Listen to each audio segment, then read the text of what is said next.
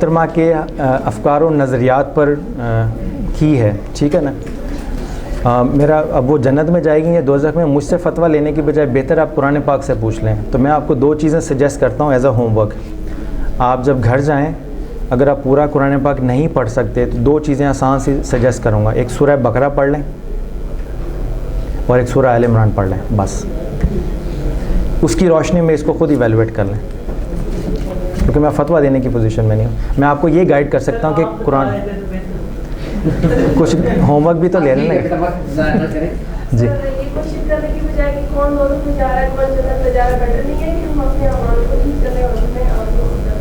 جی بالکل، آپ کی بات بالکل درست ہے کہ کون جنت میں جا رہا ہے کون دوزخ میں جا رہا ہے. ہمیں اپنے اعمال پہ تو نہیں، اس میں گزارش کر دیتا ہوں آپ کی کنفیوژن دور، تھوڑی سی کنفیوژن لگی اس لیے میں دور کر دیتا ہوں. ایک ہے کہ ہمیں کیا کرنا چاہیے اور ایک ہے اسلام نے کیا بتایا، ٹھیک ہے نا. اسلام نے عقیدے کے معاملے میں کلیئرٹی کے ساتھ بتا دیا کہ ہونا کیا ہے روز قیامت، ٹھیک ہے نا، تاکہ ہمیں یہاں پہ چوائس میں کوئی کنفیوژن نہ ہو کہ میں اگر یہ چیز اڈاپٹ کر لوں تو میرے ساتھ کیا ہوگا، اگر میں یہ چھوڑ دوں تو میرے ساتھ کیا ہوگا. عقیدے کے معاملے میں قرآن پاک نے، قرآن اور سنت نے کلیئرٹی کے ساتھ بتا دیا ہے کہ اگر یہ آپ عمل اختیار کریں گے تو اس کی جزا کیا ہے، یہ عمل اختیار کریں گے تو اس کی سزا کیا ہے، وہاں تک بتا دیا ہے. اب رہا کہ ہم نے کیا کرنا ہے، تو اسلام نے اور قرآن پاک نے یہ کہا ہے کہ جب بھی آپ نے اسلام کی تبلیغ کرنی ہے تو دوسروں کو دوزخ سے ڈرا کے نہیں کرنی، دوسروں کو جنت کی خوشخبری بتا کے کرنی ہے. اسلام نے یہ کہا ہے کہ اسلام کی تبلیغ کرنی ہے تو کسی کو خوف میں مبتلا کر کے نہیں کرنی، بلکہ اس کو خدا اور اسلام کی محبت میں مبتلا کر کے اسلام کی تبلیغ کرنی ہے. یعنی ریوارڈ کی تبلیغ کرنی ہے، پنشمنٹ کی نہیں، مگر punishment as a principle, as a rule وہاں پہ رکھ دیا گیا ہے تاکہ لوگوں کو پک اینڈ چوز کرنے میں آسانی ہو. اسی کی بیسس کے اوپر روز قیامت جزا ہوگی. ہمیں یہاں اختیار ملا ہے اور اسی اختیار پہ وہاں پہ جزا بھی ملے گی اور سزا بھی ملے گی. تو میں نے یہ ہرگز نہیں کہا کہ آپ لوگوں کے متعلق یہ سوچتے رہیں کون جنت میں جائے گا کون دوزخ میں، بلکہ اپنے عمل کو اور اپنے آپ کو جنتی بنانے کی کوشش کریں. اور کوشش کریں آپ کے ساتھ آپ کے جو دوست احباب ہیں وہ آپ کے عمل سے اس طرح سے متاثر ہوں کہ اگر وہ دوزخ کی طرف جا رہے ہیں، اگر آپ دیکھ رہی ہیں، تو اپنے عمل سے، اپنے حسن عمل سے، اپنے کردار سے، اپنے افکار و نظریات سے ان کو بھی اپنے ساتھ جنت میں لے کے جائیں. جی بیٹا صاحب سر میرا یہ سوال ہے کہ دیکھیے جیسے قرآن کہتا ہے کہ ادعو الی سبیل ربک بالحکمت والموعظۃ جی پھر قرآن نے کہا کہ بادابی بالحکمت. جی اب آپ نے مکالمہ بین المذاہب کی تعریف کی کہ اس میں جب اپنے دینی عقائد کا تشخص کرتے ہوئے ایک دوسرے کے دکھ درد بانٹنے کا نام، دوسری طرف آپ نے کہا کہ یہ مسلمانوں کے خلاف ایک سازش ہے کہ ان کو اپنے عقائد سے مطلب پھیرا جا سکے. تو میرا یہ سوال ہے کہ جب دونوں طرف سے بات طے ہے کہ قائد کے اوپر بات نہیں ہوگی، اپنے قائد تبدیل نہیں کیے جائیں گے، تو پھر ہم مسلمانوں کے لیے مکالمہ بین المذاہب کا کیا مقصد ہے؟ ہم ان کو چھوڑ کیوں نہیں دیتے؟ کیونکہ ان مکالمہ بین المذاہب کی میٹنگ میں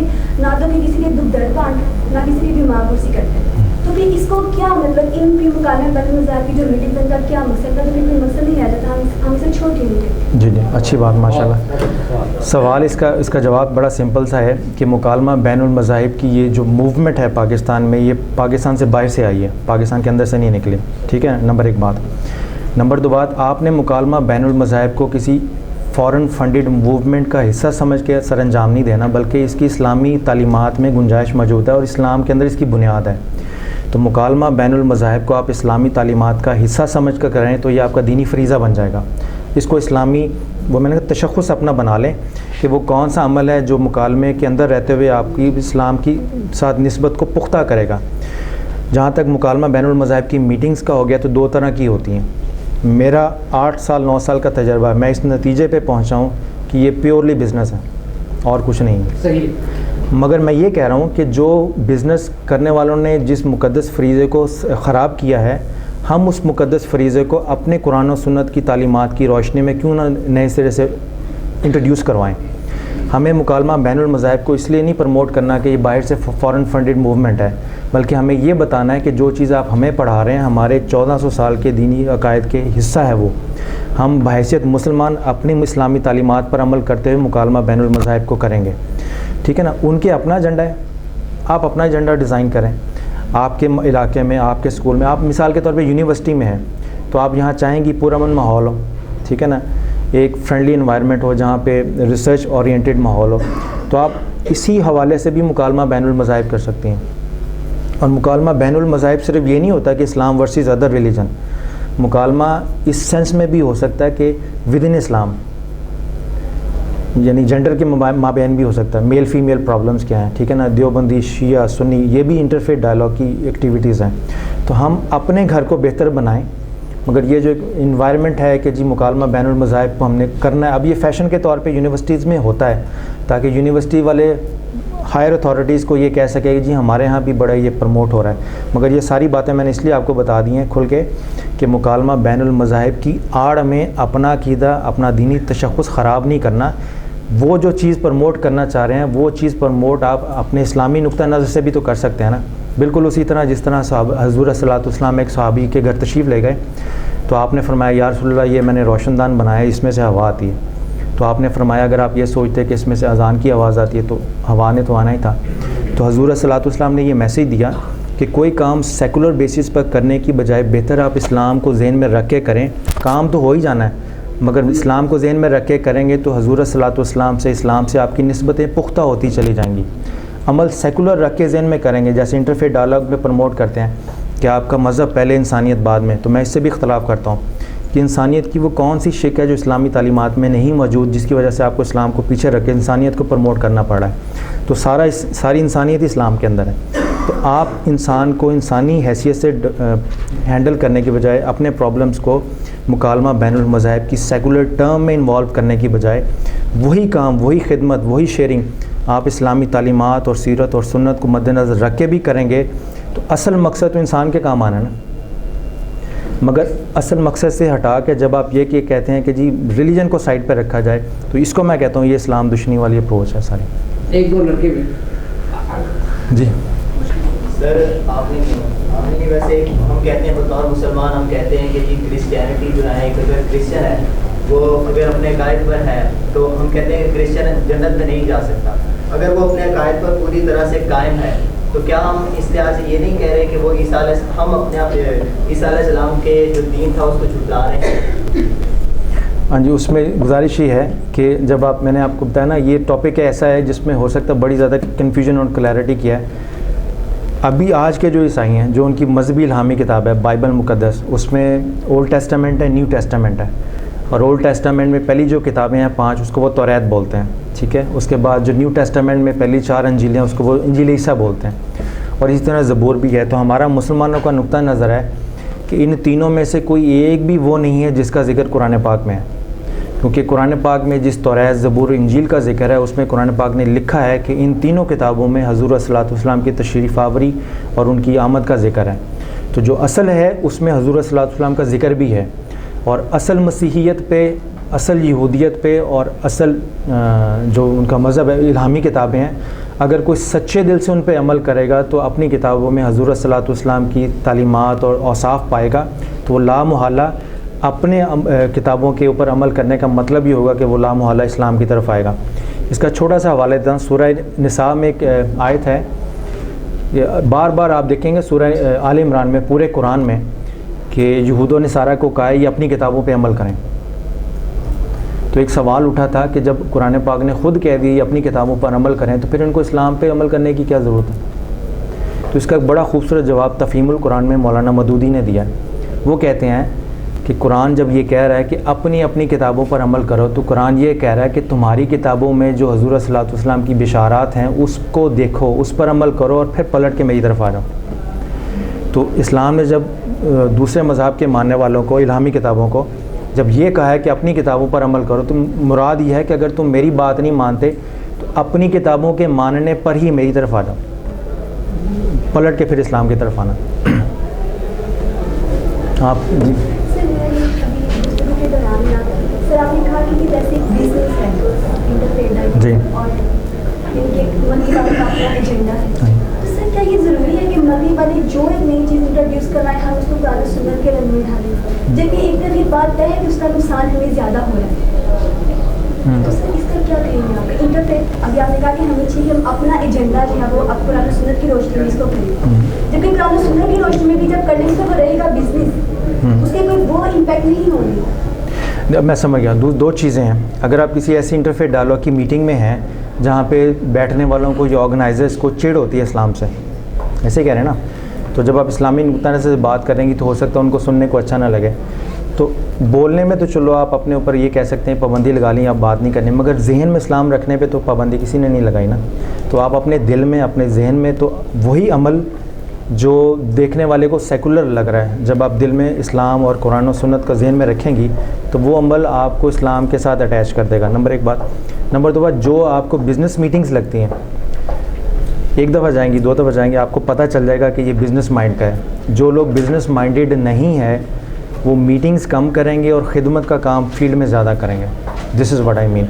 آپ کی یونیورسٹیز میں بے شمار فیکلٹیز ہیں, سوسائٹیز ہیں, ٹھیک ہے نا. تو ان سوسائٹیز کا مقصد جہاں پر ذہن کو ڈیولپ کرنا بھی ہے, وہاں پہ ایک دوسرے کے دکھ درد میں کام آنا بھی ہے. مثال کے طور پہ نعمانی صاحب کی آج کی جو سوسائٹی ہے, اگر اس میں کوئی سوسائٹی کا رکن بیمار ہو جائے اور اس کی استطاعت سے باہر ہو اپنا علاج کروانا, تو سوسائٹی کے مکالمہ بین المذاہب یہی ہوگا کہ سارے مل جل کے اس کی ہیلپ کریں, اس کی تیمارداری کے لیے جائیں. اب میں جہاں پہ میں کام کرتا ہوں وہاں پہ کرسچن بھی ہیں, مسلم بھی ہیں.